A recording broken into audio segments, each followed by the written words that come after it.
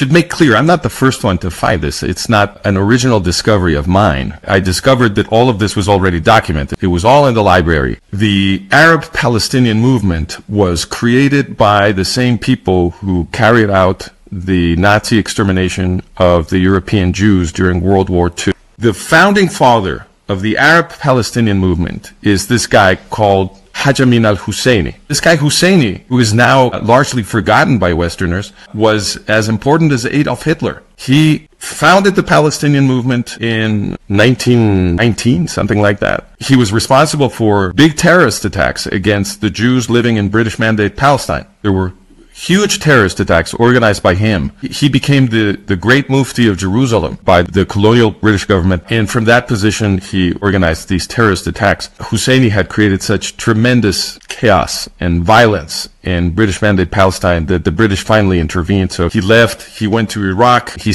organized the Farhud, which is a gigantic pogrom of the Jews of Baghdad that pretty much ended Jewish life in Baghdad. And after doing that, Husseini went on to Italy, where Mussolini received him as if he were a head of state. The fascists were very interested in Husseini, in making an alliance with Husseini.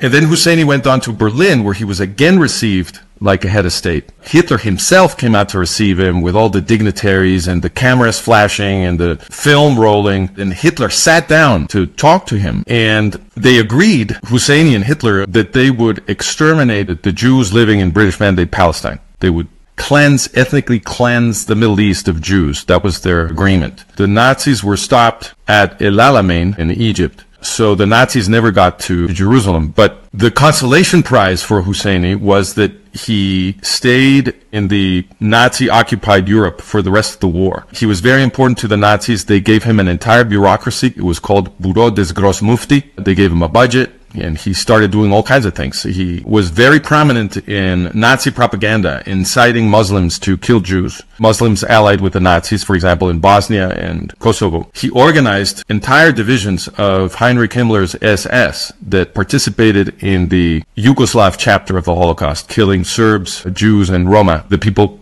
we often call gypsies. Husseini was the one who had convinced them to switch from a policy of expulsion to a policy of complete extermination. And historians agree that up until the autumn of 1941, which is when Husseini arrived in Berlin, up until then, although the Nazis were killing many, many Jews, this is true, they had already begun killing many Jews, but they still had a policy of expelling most Jews from the Nazi-occupied area. And they had not yet decided to kill all Jews. That decision was taken in the Wannsee Conference, which is January of 1942, which is after Husseini had already been among them for several months. And according to Husseini, he's the one who convinced them that they had to kill them all, according to Husseini, and the Nazis ended up agreeing with him that they should all be killed. And also, he became Eichmann's best friend, and together with Eichmann, organized and directed the entire death camp system. So the father of the Palestinian movement is also the man responsible, with Eichmann and Hitler and Himmler, of murdering the European Jewish population.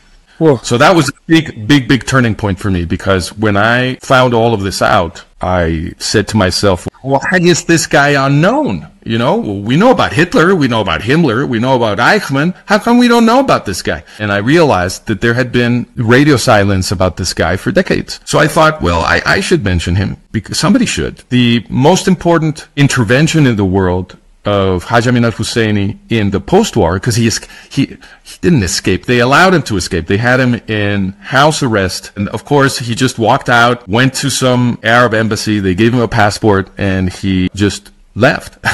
He went to Cairo, where Gamal Abdel Nasser, the Egyptian dictator, protected him. Nasser had been allying, like many other Muslim leaders, with the Nazis. So he protected Husseini in Cairo in the 1950s with the help of several German Nazi refugees that arrived there to also get protection from Nasser. Husseini used some of these people to train Yasser Arafat, Mahmoud Abbas, and a few other adolescents in the 1950s. And this is what became Al-Fatah. So Al-Fatah is a creation of Husseini's Arab Higher Committee. That was his organization. And Al-Fatah is the governing core of what we now call the Palestinian Authority. Obviously, being a creation of Husseini, PLO Fatah has the clear mission of finishing the job that Husseini left unfinished. So Arafat and Abbas were supposed to continue that holy mission of jihad. When I saw all this, I said to myself, so the Jewish state was created after World War II to protect Jews from Nazi exterminations. And here we have the organization created by the Nazi exterminator of the European Jews being introduced into the Jewish state to be the government over the Arabs in strategic territory, because it's high ground. Judea and Samaria is high ground, what they call the West Bank. So I thought, this is an attack on Israel, obviously. How can it make any sense to introduce into strategic territory of the state created to protect the Jews from extermination, to put there, to rule over the Arabs, the organization created by the guy who killed the European Jews? Nothing could be a bigger aberration. So I thought, well, somebody has to say this, because all of this information is crucial to understanding what the Arab-Israeli conflict really is.